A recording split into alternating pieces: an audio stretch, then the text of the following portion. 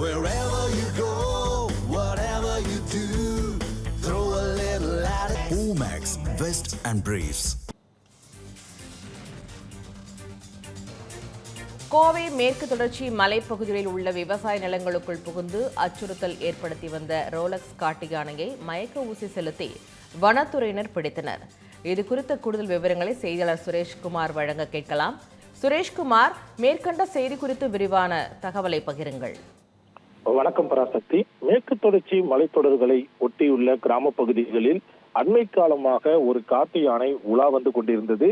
உணவுக்காக உலா வந்து கொண்டிருக்கும் அந்த யானை தொடர்ந்து குடியிருப்பு பகுதிகளுக்குள் நுழைந்தது. அதே போல கிட்டத்தட்ட யானை மனித மோதல் சம்பவங்களும் அதிகம் நடைபெற்றன. இதுவரை இந்த யானையால் தாக்கப்பட்டு ஒருவர் உயிரிழந்திருக்கிறார். அதே போல 4க்கும் மேற்பட்டோர் படுகாயம் அடைஞ்சிருக்காங்க. இந்த சூழ்நிலையில் தான் கடந்த மாதமே இந்த யானையை பிடிக்க வேண்டும் என அப்பகுதி மக்கள் கோரிக்கை விடுத்து வந்தார்கள். மேலும் இது ஆக்ரோஷமாக சுற்றி வருவதால் இதற்கு ரோலக்ஸ் என்ற பெயரையும் அப்பகுதி மக்கள் வைத்து அழைத்து வந்தனர். இந்நிலையில் ரோலக்ஸ் காட்டு யானையை பிடிப்பதற்காக கடந்த மாதம் வனத்துறையினர் முயற்சி மேற்கொண்டு இதற்கு மயக்க ஊசி செலுத்தும் போது வனத்துறை மருத்துவர் விஜயராகவனை தாக்கிவிட்டு அப்பகுதியிலிருந்து தப்பிச் சென்றது. அப்போது விஜயராகவனுக்கு முதுகில் அடிபட்டு அவர் தொடர்ந்து தற்சமயம் தனியார் மருத்துவமனையில் சிகிச்சை பெற்று வருகிறார்.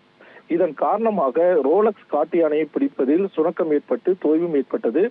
இதனால் அந்த பகுதி மக்களுக்கும் அச்சுறுத்தல் தொடர்ந்து நடைபெற்று வந்த நிலையில் இன்று அதிகாலை தொடர் கண்காணிப்பில் ஈடுபட்டு வந்த வனத்துறையினர் 4 கும்கி யானைகளை கொண்டு இந்த ரோலக்ஸ் யானையை பிடிக்கும் பணியில் ஈடுபட்டாங்க.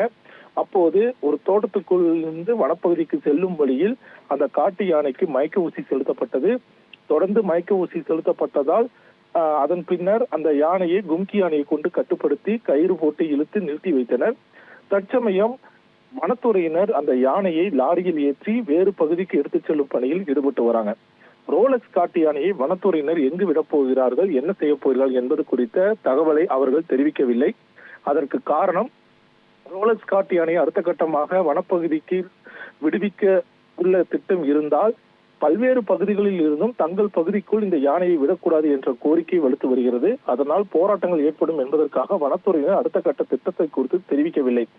ஆக்ரோஷமாக இருக்கக்கூடிய இந்த யானையை வேறெங்கும் வனப்பகுதியில் விடப் போகிறார்களா அல்லது வனத்துறையினுடைய முகாமில் வைத்து இந்த யானையை கும்கி யானையாக மாற்றுவதற்கான நடவடிக்கையில் ஈடுபட போகிறார்களா என்பது குறித்து இதுவரை வனத்துறையினர் தெரிவிக்கவில்லை. பராசக்தி, தகவலுக்கு நன்றி சுரேஷ்குமார்.